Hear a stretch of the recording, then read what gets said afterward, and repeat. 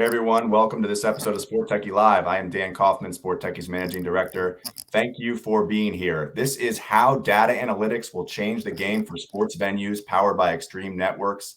I've got a great panel as always, and as always, a few logistical messages I want to get out to the audience. First off, this is meant to be conversational, a conversation among the panelists up here and me, but also a conversation with the audience. So make sure you are introducing yourself in the chat on the right-hand side. That's a great feature. Say who you are, where you're coming from. And if you see folks that you know who are introducing themselves, say hello to them as well. And then right next to the chat tab on the right-hand side, there's a questions tab. We want your questions, and don't wait until the end. There's no specific Q&A session at the end. We want the questions coming in throughout. As you see questions come in, you can upvote questions. I encourage you to do so. We will get to as many questions as we can. All right, folks. Thanks very much for being here once again. I'm going to give each of my panelists about 30 seconds to a minute to say hello and tell everyone who they are, and then we will get right to the questions. And I'm going to start with Craig. Craig, please. Thanks, Dan. Hello, everyone. Craig Duncan, Chief Revenue Officer here with Venue Ties. We're a mobile-first technology platform catering to the sports, hospitality, and entertainment industry. I've spent the last 15 years of my career in this space and on a mission to improve the fan experience and make it an uber personalized journey. So that's why this panel and this topic is near and dear to me, and really excited to speak with everyone today. I have a background in data analytics and mobile tech and payments. So the fan journey and personalizing it along the way is something, like I said, really excited to talk with this group about. Thank you, Craig. Josh. Thanks, Dan. Thanks for having me. It is a privilege and an honor to be joining Craig and Wes here today, and you as well. So I'm the co-founder of the Sports Innovation Lab. We are a company that focuses on the future of sports by analyzing fluid fan behavior. We call them fluid fans because we believe the diehard fan is not the path to growth for the industry, but that there's a new fan that's empowered to choose, open to change, and really looking for a new personalized experience, as Craig just said. So data plays a huge role in that. Very eager to dive into all those topics with you all today and answer any questions you have. So thanks for having me, Dan. Thank you, Josh. And Wes. Yeah, so my name is Wes Durow. It is a real privilege to be here, not only with Josh, Craig, and yourself, but you know, the great folks that have joined us online today. I've spent the last 20 years of my career in technology. Before that, I was in packaged goods. So the notion of data and how you use data to make decisions in many ways started there. And so it's quite exciting to really talk about what happens in the venue. And that's something we do at Extreme. Not only do we connect people through Wi-Fi and advanced connectivity, but it's the insights. We have great insights in terms of what people are doing before they go in, during the game, you know, after the game at a metadata level. How does that improve the fan experience, the operating experience, reduce risk? And for us, it's something we take very personally. We've got obviously a number of D1 schools that really trust us, NFL, Major League Baseball, NASCAR, NHL, obviously now European Premier League teams, F1 teams. So this is a big part of our business, and really look forward to discussing this topic with yourself and the crew today. So thank you. Thank you, Wes, and thanks everyone. All right, you heard data mentioned multiple times by all of our panelists, and this is all about data and collecting data and using data. And so I want to try to frame the conversation and kind of frame what we hope to accomplish here with everyone in the audience. I want to understand from you guys how sports teams are using actionable data, collecting data, using it actionably to deliver, one, a more personalized experience to fans, and two, optimize event operations. I think that's a really good way to think about this, delivering a personalized experience and optimizing event operations through the use of actionable data that's collected. And then number three is the idea of building an ecosystem, a comprehensive ecosystem that improves number one and number two, right? So that's how I'm framing this for everyone. And I want to start, I think, with maybe Josh, I'll pitch it to you to just give us maybe a level set. Look, we're at a point now where people are feeling like we're coming out of the pandemic. People are going back to stadiums in full capacity. Are there any things that you're seeing as people are coming back that stand out to you as far as fan behavior goes and the data that you're able to collect to determine how fans are behaving and what fans are doing? And then at a high level, what stands out maybe as different from what we saw pre-pandemic to what we're seeing right now? I think the thing that stands out is fans are behaving badly as they come back, but those are the news stories and not the data. The data really says that we are back to a level of pre-pandemic spend when you look at the ticket providers. So we collect over 10 million consumers' data on what they're spending with their credit cards. And we're analyzing that to figure out what the fans are doing. And when we look at StubHub, Ticketmaster, SeatGeek, their spend is right about back where it was pre-pandemic. And if you account for inflation and things like that, maybe there was a little bit of a bump in Q4 of 2021, but it's sort of leveled off in Q1 of this year. So if we were looking for sort of this, big, huge roaring 20s sort of surge in behavior and coming back to the venue and really inundating the stadiums with new sorts of requirements, that's probably a little bit ways off. And what we were talking about before, I think you even kicked off, was the pandemic definitely made consumers much more comfortable with touchless. A lot of the technology that Craig and Wes provide for these venues allows them to make transactions, buy things, get beer using new technologies, biometrics with their face, scanning things with their phones. Everybody's going out to restaurants now, scanning QR codes for bars and food and menus and things like that. So there's a comfort level now with this mobile first, touchless experience. I think what we're going to touch on in the next wave of innovation is automation. And I think that the pandemic had another effect, which we'll talk a lot about, I'm sure, which was that the staffing for these venues has come under a lot of pressure. They're really hard to find talent, really hard to get those people into the venue to do those jobs. So I think the technology, again, that we're talking about, collecting data, having a touchless personalized experience, using Wi-Fi and advanced networks in the venue is all super important for that next wave of innovation. Interesting. Thank you, Josh. I love seeing everyone introducing themselves in the chat. Please continue to do that as you come in here and say hello to your friends and colleagues. And then don't forget to submit your questions. There's a tab right next to the chat. Submit your questions throughout, and we'll get to them as soon as we can. Wes, maybe I should back up a little bit and pitch it to you. Maybe we should first establish like how and where and are we collecting this data, right? How is Extreme helping that process to happen? And then we'll get to what data is being collected and how we use it. Well, I think that's a great question. I mean, there's a number of points of data, and certainly Craig and the VenueTies team, Clear, other point of sale. There's lots of points in any venue environment where you collect data. We collect data, and it's metadata level, so I don't really know what yourself or Josh or Craig or any of the folks online with us today are doing individually. But at a metadata level, we have great information in terms of, because your passport is essentially your ticket is your phone, and that's your identity. And so we have great, we've got great data now in terms of what people are doing as they come into a venue during a game or a match, and what they're doing after a venue. And as the venue extends beyond, the ballpark or the stadium or the arena, that's the next wave of it. And so we have, if you think about application usage, as people go in, a lot of it is going to be biometric screening. We see that with the Mets. They've rolled out this year. That may be prioritized in the network as the game begins and kicks off. We saw during the Super Bowl 80 different betting apps used, and we can tell you what stage did people use different apps, and we can tell you all sorts of things from that perspective. Even the interesting thing in betting, for example, is sports gambling is about 10% of the bettors equate to 90% of the revenue. So what's the pattern of somebody that's an intense really gambles frequently versus somebody that's a casual bettor, and how do you encourage more of that? So we've got really good insights from that perspective. And I think the thing we've seen, just to build on what Josh said, is as people have come back to the venue, they're more connected, and they're using more data and more applications than ever before, almost by 20 to 30% in some venues. And the number of devices connected per person is jumped. They may have a smartwatch and a phone, and now they've got something else. And so we're seeing that really drive up.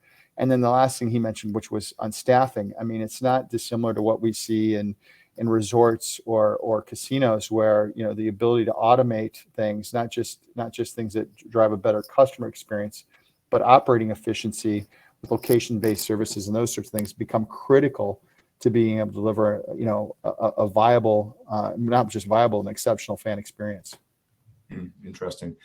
I think it's a good opportunity to pivot to Craig, and let's dive into use of the data, Craig, and feel free also to touch on, how it's collected as well. Wes mentioned a few different ways that your group is collecting data on fans, but let's really dive into how we're using it, right? And particularly, Craig, let's talk about how you see data being used to improve a personalized experience for fans, and consider maybe talking through the entire fan journey, right? That might start even before they get to the venue, and then they get to the venue, they're in the venue, and then leaving the venue. Yeah, absolutely. It certainly does start before they get to the venue. It's really become a 365 type of communication strategy with the teams, the leagues, and these properties. You have to, it's an education process now, especially as we return to venues coming out of the pandemic. If you think about you're thinking about going to an event, whatever that may be. And if there's the ticket purchase, yes, but then it's, of course, you're looking at your group that you're going with. How are you getting there? Transportation. Once you get there, are you parking if you're driving a car? All of this it's focused around convenience and the experience. And that's where we focus in on at Venuetize is really making it more convenient to the consumer, the fan, but then also for those operators, delivering an experience. So they're going to want to come back. They're going to want to share that experience that they had with others. And then that's when it gets into the data and the mobile first side of it, which I think is becoming more and more complex, but more and more of a really unique opportunity for our industry wide. If you're able to earn their trust with the data, this all of a sudden becomes a currency that the fan can use, but also the venue operators. Think about if they're willing to give you data to personalize, you're going to be able to deliver a better experience. They're going to spend more with you. Now, of course, none of that can happen if you don't have proper connectivity at the venue itself. So that's where it's all tied together, and it really is. It starts at the root of the data that we collect and how we're able to use it to make it a more personalized and enjoyable experience. You said something, Craig, and by the way, Wes and Josh, of course, feel free to chime in. But you said something about, how do you make fans feel more comfortable providing data? And there's a question I had on my list. It's a little later in this, but I want to jump to it because I think it's important maybe to talk about earlier than later in this conversation. How do you make fans more comfortable in giving more and more data to a venue operator, a team? What does that process look like? And then, of course, we have to touch on the data security issues that may run behind the scenes through all of that. Yeah, from my standpoint, just to finish that one out, we've been talking a lot about this. It involves marketing. It involves your data privacy and legal teams. And it also involves the business side, because you have to over-educate now the fan base in terms of why they should be sharing this data with you. How are you going to use that in a way that they can feel is safe and secure?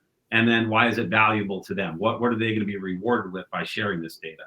So we're talking to the clients that we work with now in terms of an overall strategy, a messaging strategy at various times, not just if they're going to an event, but throughout the calendar year of why they should opt into location services, why they should have certain capabilities enabled in their mobile application.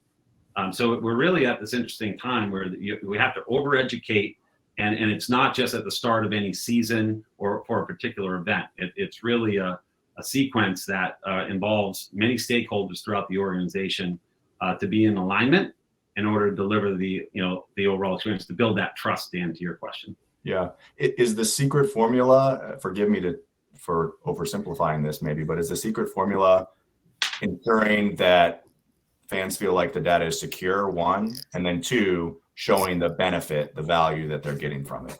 Josh, Wes, feel free to chime in as well. Yeah, I think part of it is generational too. So, if you look at really who's coming in, who's really adopted digital, ticketless, cashless, what's the experience they want? We can tell, we can tell in certain events, what's a TikTok crowd or a Snapchat crowd versus a Facebook, Twitter crowd. And I think a younger demographic is more willing to share a certain amount of data for a more personalized experience. And they kind of expect that level because it's something they do more naturally. Now, everybody's protective. From our vantage point, we don't really focus on individual data. We focus on it at a metadata level, so we can because we do see vast differences. What happens at a college game versus what happens in an NFL game. They're very different, with the exception of the national championship game versus the Super Bowl, for example. We see vast differences. Josh, what happens, at your favorite ballpark on opening day when it snows, and I've been there when it snows, and what happens when you're in a pennant race deep into September. It's very different. What happens when Billy Joel plays a concert. So how do you staff equip for that? What are the patterns as they measure revenue per square foot? In terms of not only operationally, where should you put more support staff, cleaning staff, security staff, or where should you maybe change your retail footprint? Those are all things that I think there's lots of things you can do that don't infringe upon personal individual data that can make huge impact to both the overall fan experience as well as the operating efficiency and security of a venue. Wes, do you think that fans understand that distinction between kind of the metadata that is anonymous and the data that's not necessarily anonymous? I think that's a loaded question. The short answer is no. I mean, this is a hot topic. I think what they will do is you try to be as secure about it as possible and upfront about it as possible, as Craig described. But they should feel the difference between a venue that really understands how fans interact and what happens at different times of year, or different performers. They should feel that in terms of the way it flows and it feels. And if you go and they're having a concert or a tractor pull at a venue versus, I'm from Iowa, so I'll say tractor pull, but versus a championship game, it should feel different in terms of the support staff, the retail experience. What happens as I come in. Even things like, as sports betting, NFTs come in, that whole experience, how is it prioritized in the network? For example, simple things, everybody talks about 5G, and 5G is fantastic, but you still have to have Wi-Fi in the venue because it's a high density environment. You actually want Wi-Fi because you do want, more than 30 days worth of data. You actually do want as many location-based services for proximity and support. And so it creates a real opportunity for change as people come back in with more app devices, and they're more app dependent than ever. And that plays whether we're turning up Berlin Olympic Stadium this weekend, or whether it's Lambeau Field. It plays across the board. Interesting. There were two pieces that I mentioned at the outset. One was kind of the fan engagement side, the fan experience side, and then the second was the venue operations side. And Craig, you touched on venue operations a little bit, but I want to dive deeper into that. What type of data is important that we are collecting to help us improve, if I'm a venue operator, help me improve the operations at my stadium or arena? Absolutely. I think if you look at one of the most common problems at a venue, if you look at it, it's the lines, whether it's getting into the venue, it's getting into your parking spot, it's getting merchandise, and it really, we haven't made as much improvement there over the last decade as I would have thought, quite honestly. But the good news is there's a lot of great companies out there making progress, and it requires, as the Josh and the Sports Innovation Lab team are always out there, thankfully, pounding the drum of the partners need to come together and solve this. It's not going to be one company or even a couple. And I think where if you look at how do we reduce those lines, we do some work, and we're big fans of what Wait Times is doing in terms of trying to collect data, anonymous and aggregated, but they're able to do it now in real time and provide that information to venue operators so that they can move staffs or open up new points of sale and concession stands right there during the event, because maybe demand wasn't it's not turning out the way they thought going into the event. So that right there and alone, being able to for food and beverage, merchandise, obviously the restroom lines, ingress, egress, it's all significantly impacts the overall experience that a fan's going to have. So while that data is being being not going directly to the fan itself, it's certainly benefiting them if it's used properly. We talk about the fluid fan and how that fan's moving along, Josh. So, that's, I would ask you in terms of other examples of who's doing it the best in terms of, venues that you're looking at. There's who's doing it the best, and then there's who's staffed to do it better. And I think that's the biggest question. We can talk about data all day long, right? And I think that I've seen the data that comes out of the VenueTies experience and out of Wes's platform, and it's really rich, and you can learn a lot from it. So I think when you look at the people that are attending this webinar, you have some business analytics folks, and they're in the organizations that are responsible for figuring out how do we take this information and make sense of it all. And part of the reason we started Sports Innovation Lab is because most of these teams weren't being run like businesses, they were being run like hobbies, and they weren't staffed up with the infrastructure that you need to both take in this data, store this data, analyze this data, and then act on it. So you said at the beginning, Dan, like what are the actionable insights around this data that we can get? Well, until those teams really start to use the data, and not just to figure out if they're serving Bud Light or an IPA, but use the data to plan the future of the venue, then we're missing the huge opportunity to do all the things we're talking about, which is to personalize the experience, make it easy for people to get in and out, age verificate, when they're coming up to get a beer or an alcoholic beverage, or they're entering the sports book. All that's possible, but it really requires people to take this data and look at it in new ways. Interesting. Thanks, Josh. Thanks, Craig. We've got great questions coming in from the audience. Thanks so much. Let's get to a couple right now. There's a couple on NFTs and crypto that I'm kind of going to combine into one here, and we'll do our best. David Cutler and Marissa Ferrara, thank you for the questions. Marissa's question is, how do you think crypto partners can leverage fan engagement data to make a splash in sports venues? And then David's question is, are panelists getting data on NFT use and how they are evolving for a better fan experience with athletes and sponsors? Anyone want to tackle those questions or just talk about blockchain, cryptocurrency, NFTs generally? If not, I'll pick on someone. Can't do a webinar unless we talk about NFTs and crypto. And that's a sneak attack, David Cutler. I see you. I'll take a crack just to start. I mean, I think, again, at the high level, at a metadata level, you can understand who uses, crypto type engagement opportunities versus those that choose traditional banking methods in terms of how they pay for things, even whether it's their tickets or retail. What's the profile of those at a metadata level? NFTs is a little tougher because I think the one thing that you have with NFTs, you've got a lot of people that everything's moving to an app-based entry, experience even before you get to the park, which is cool, or the venue. And in many instances, the ticket itself becomes an NFT. But yet there's not really a digital wallet, if you will, for NFTs. So I may get one from Panini, and I may get one from the team, and may get one from Adidas or what have you. So there's some work to be done there from that perspective. But I think similarly, you can have it's a great opportunity because you can profile those who are actively engaged in investing, at least, again, at a metadata level. What's the profile of that person? How do we get more people engaged like that? What's the surround sound of other is there something else that's involved in their path that may be unique? Maybe they show up earlier to the game. Maybe they show up later to the game. Those are all, unique elements.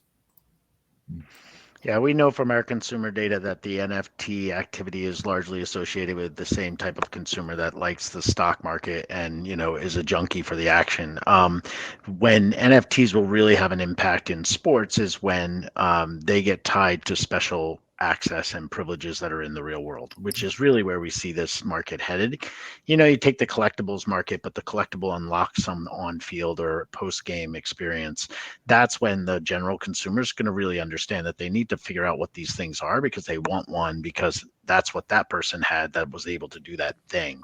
So I think it's the thing that's tied to the digital asset that's going to crack the code here for the industry.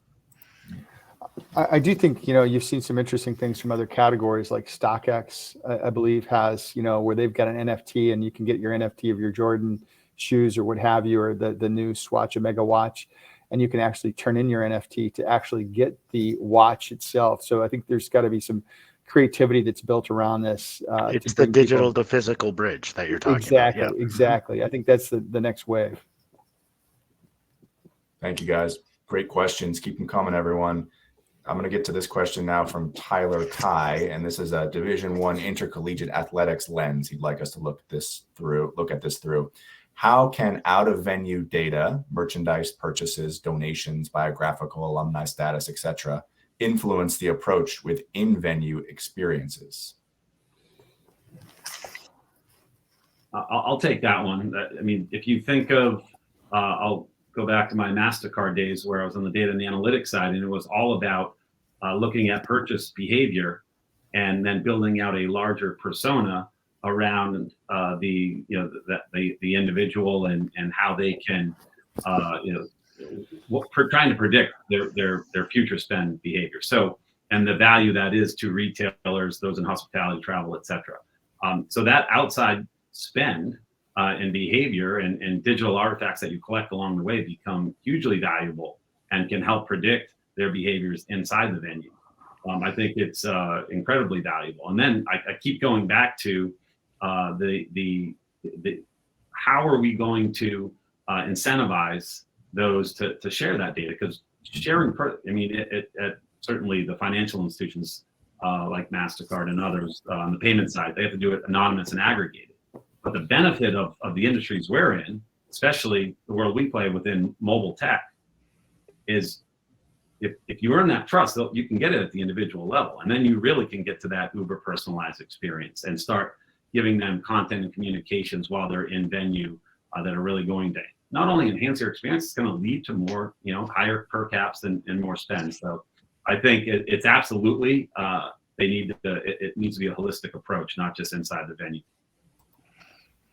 Yeah, and the only thing I'd add there is that the in-venue experience is changing because in-venues are becoming mixed-use environments. So that data that is embedded in the question really could lead you to make smarter decisions about what you do outside of the venue, what merchandise, real retailers, and other things you bring into the campus to have an experience that caters to some of those data points that you're looking at when you're asking that question.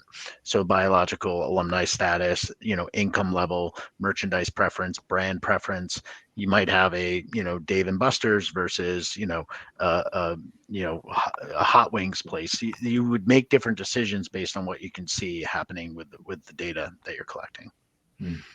I think the other piece is also, again, the age. Am I an alumnus? Am I not? Am I just a fan of the university based on proximity? It's interesting because you do see some, certainly in professional sports, and how that's impacted itself in terms of their own apps, where certain brands are trying to become lifestyle brands. And if you think of D1 sports, the schools, why do they choose Jordan, for example, over Nike? That's kind of, the same sort of thing. So it takes you down a different path. So I think the lens you look through, your out of venue data and your in venue data, what's the positioning you're going through to your different constituents, your current students, prospective students, your neighborhood fans or extended fan group, and then your donating alumni base. And I think that's, the good news is you have the ability to start traverse that bridge with insights that's going to be unique to each of those. We've got a question, another question from the audience I want to get to, and I'm going to actually blend it a little bit with a question that I have on my list. And the question, it asked initially what organizations are doing sports venues really well. I won't make you guys answer that one here unless you really want to. But the second part of the question I think is good, and it asks, what have those organizations leveraged to assure a competitive advantage in the long term, 5, 10, 15 years? So I'd couple that question with a question I wrote down, which is, what's missing that many organizations are missing when it comes to using data to effectively gain that competitive advantage, and what are the pain points? Craig, I'll start with you since you began the last one, if that's all right. Yeah, the pain points is one that admittedly we deal with every day at Venuetize, which is the partners that, if you go through ticketing, point of sale, parking, you can just go right down the list of all the third parties that we work to integrate. What's missing is the deeper level alignment on those integrations and the sharing of data to the benefit of those we're serving, which are the venue operators and ultimately the fan. Right. So we're making progress, but there needs to be more of it, and it needs to start.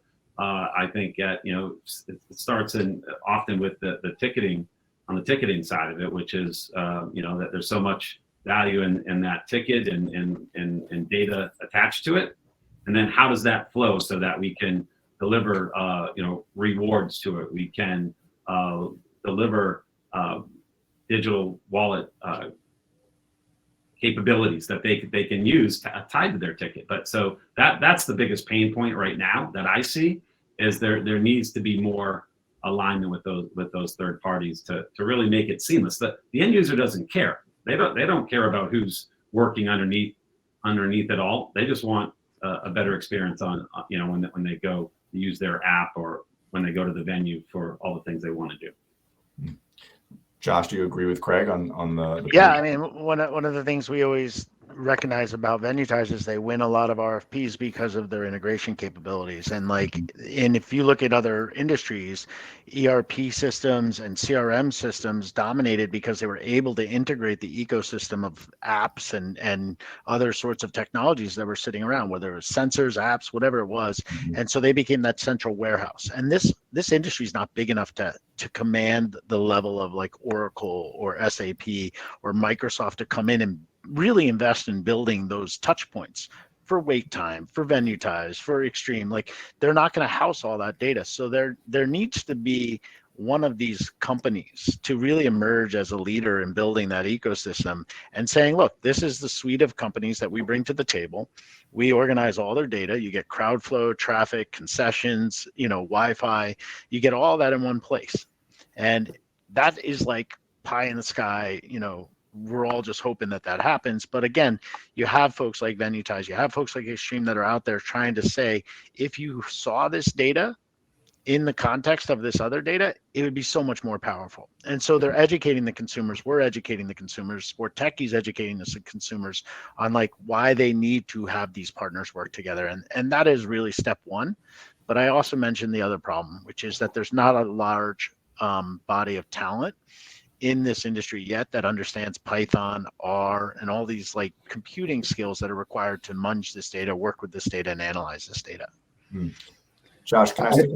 Oh, I was just going to say, I think one of the challenges that this category's had for a long time, and it's not unique to sports and entertainment, but IT and IT investment has been looked at as an expense and not as a possible profit center. And everything we talk about here actually changes the footing, because we have customers and clients that know, if it's a large venue, for example, an exhibit venue, they know what to charge for an RV event versus a home show versus a gun show.